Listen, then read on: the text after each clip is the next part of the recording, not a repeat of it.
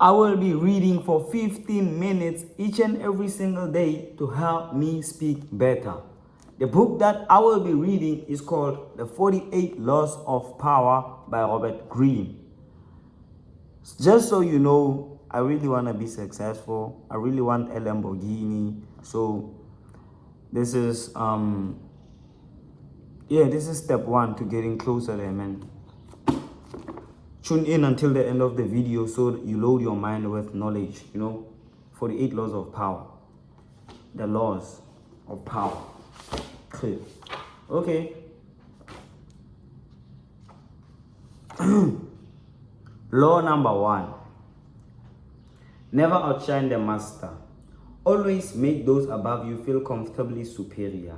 In your desire to please and impress them, do not go too far in displaying your talent, or you might accomplish the opposite.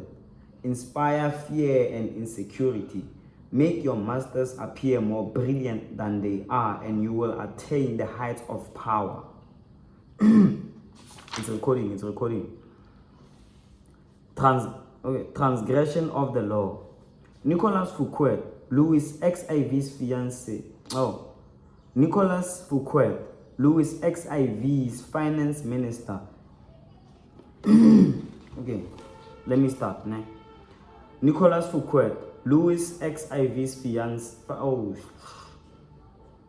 Nicolas Fouquet, Louis XIV's finance minister, in the first years of his reign, was a generous man who loved lavish parties, pretty women, and poetry. He also loved money, for he led an extravagant life.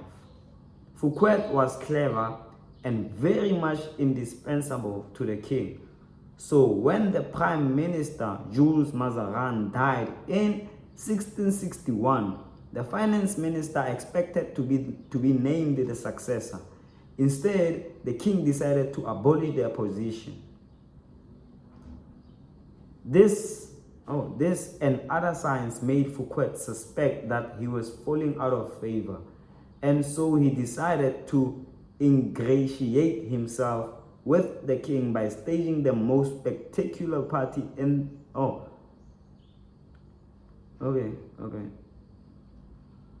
Where does it start? Instead, the king decided to abolish the position.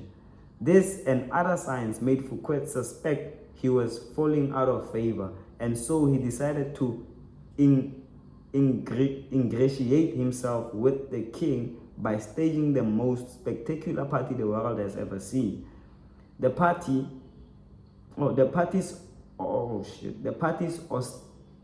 ostensible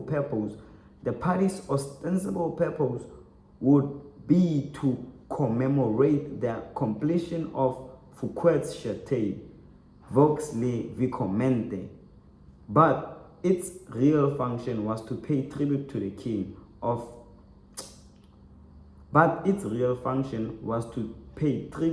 the king the guest of honor. The most brilliant nobility of Europe and some of the greatest minds of the time, La Fontaine,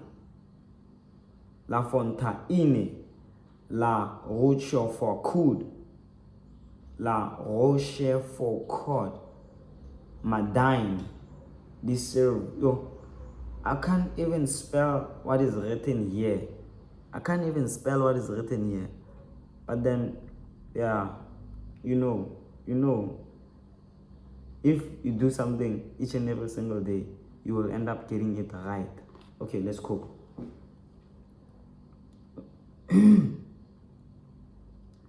Molière wrote a play for the occasion, in which he himself was to perform at the evening conclusion.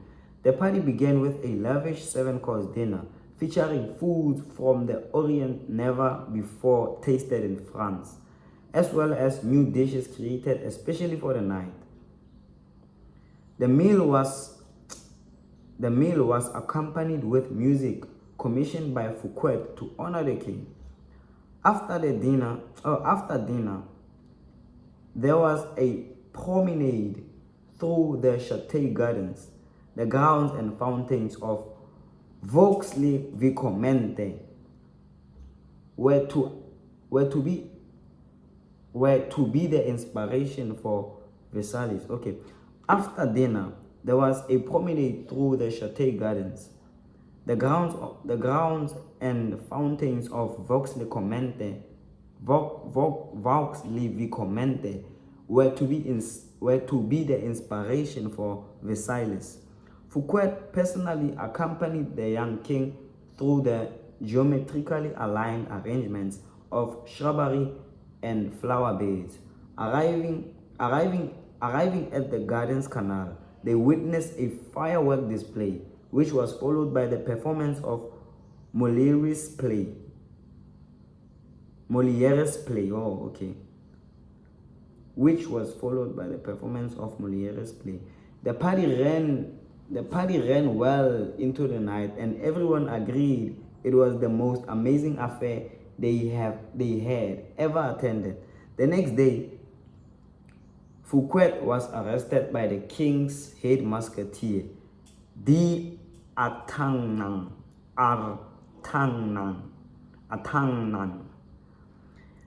3 months later, he went on trial for stealing from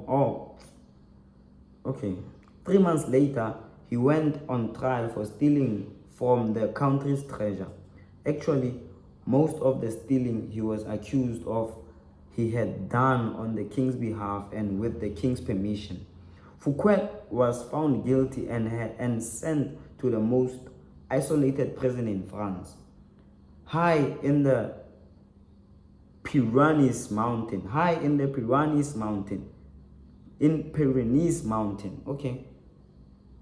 where he spent the last 20 years of his life in solitary confinement. Wow.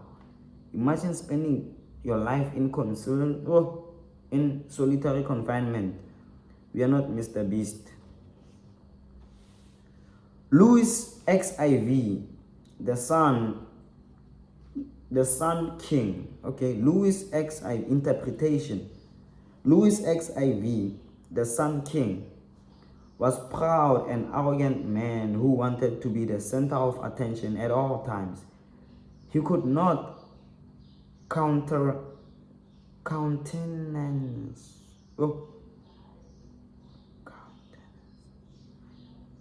Louis XIV, the Sun King, was proud and arrogant man who wanted to be the center of attention at all times.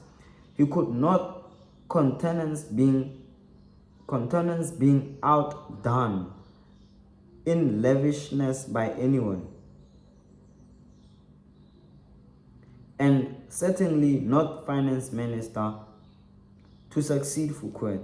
Louis chose Jean-Baptiste Colbert, a man famous for his parsimony and for giving the dullest parties in Paris. Colbert made sure that any money liberated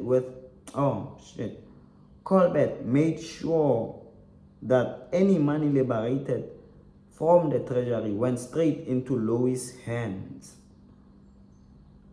With the money, Louis built a palace even more magnificent than Fouquet's, the glorious palace of Versailles.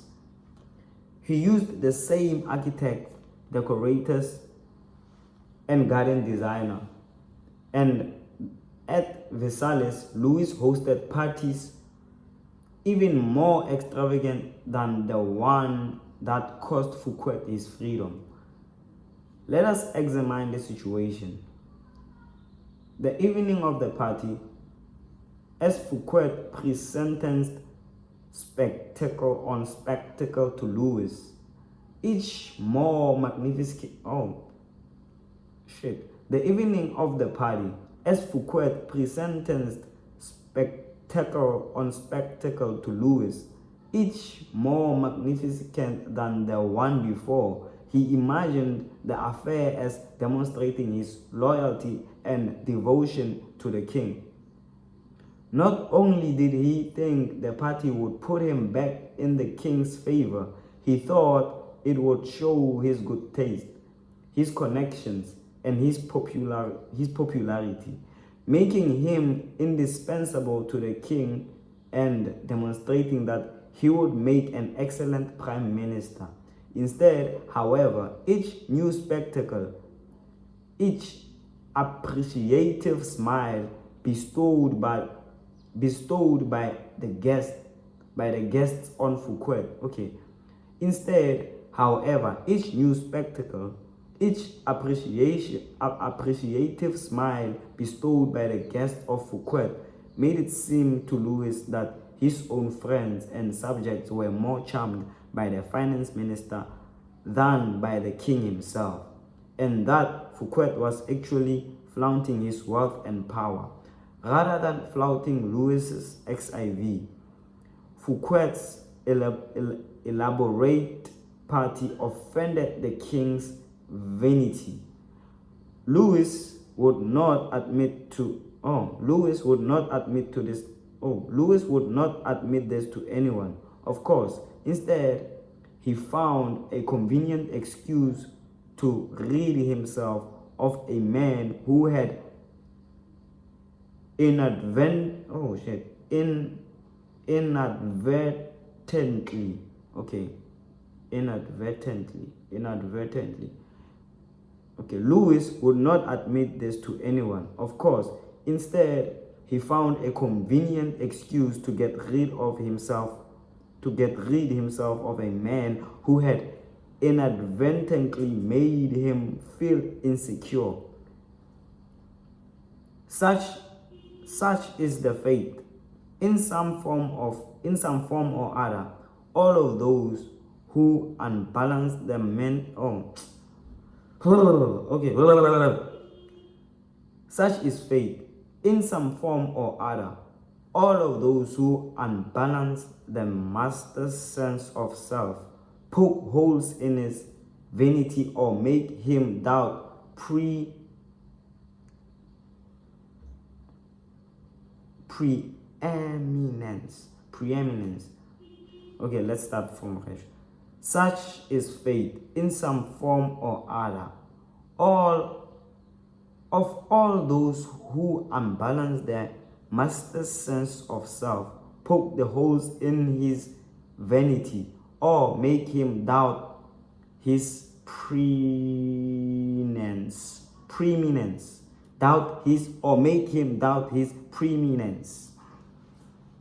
I'm bad at reading, yo. 3 minutes left. Okay. Observance of the law. In the early 1600s, the Italian astronomer, when the evening began, Fouquet was at the top of the world. By the time it had ended, he was at the bottom. Observance of the law. Okay? In the early 1600s, the Italian astronomer and mathematician Galileo found himself in a precarious position. In the early 1600s, the Italian astronomer and mathematician Galileo found himself in a precarious position.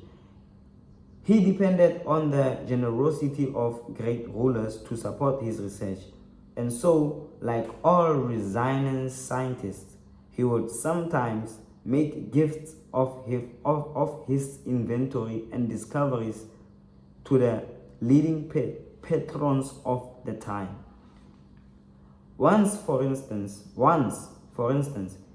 he presented a military compass he had invented to the Duke of Gonzaga.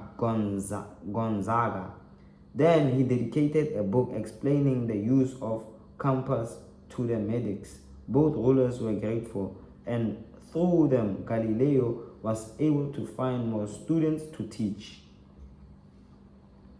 No matter how great the discovery, however, his patrons usually paid him with gifts, not cash. This made for a life of constant insecurity and dependence. There must be an easier way, he thought. Galileo hit new strategy in 1610 when he discovered the moons of Jupiter. Instead of dividing the discovery among his patrons, giving one the telescope he had used, dedicating a book to another, and so on, as he had done in the past. He decided to focus exclusively on medicis. Oh, okay. He decided to focus exclusively on medicis. He chose the medicis for one person. He chose the medicis. Where am I? He chose the medicis for one reason. Shortly after Cosimo, I had established the Medici dynasty in 1540. He had made Jupiter the mightiest of gods, the Medici symbol, a symbol of power that went beyond politics and banking, one linked to ancient Rome and its divinities. Galileo turned his discovery of Jupiter's moons into a cosmic event, honoring Medic's greatness. So I read